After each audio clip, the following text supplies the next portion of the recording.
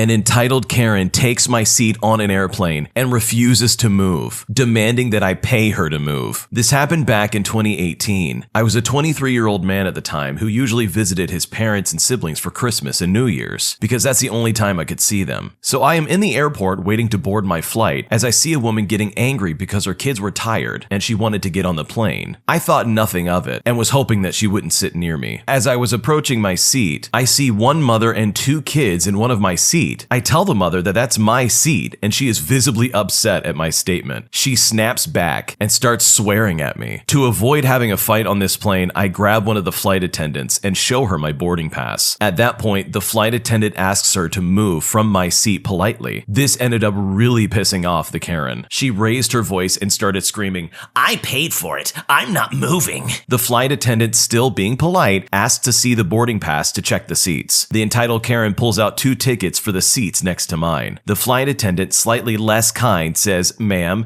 these are only 2 boarding passes. Where's the 3rd one?" The mother, thinking she's smart, says, I must have dropped it, the 3rd one, so I don't know, I just can't find it. I can't give it to you. So this causes me to butt into the conversation and say that I have the boarding pass for that seat because it's my seat. The look on her face, you would have thought I had slapped one of her kids, because she then shouts at me that this is my boarding pass, give it back. I'm confused why she's so delusional at this point, because it's obviously my ticket since I bought it. This argument went back and forth over and over again. The flight attendant ended up saying that I clearly paid for the seat as it had my name on the boarding pass. She ended up arguing for several more minutes after this before she stopped and smiled and said, "Well, if you want me to move so bad, how about you pay to upgrade me and my children to first class?" I responded by saying, "Miss, I only have a business class seat because I do trips like this once a year, so I tend to be comfortable during my flight, and I don't have funds for 3 first class tickets." The flight attendant then says to the Karen,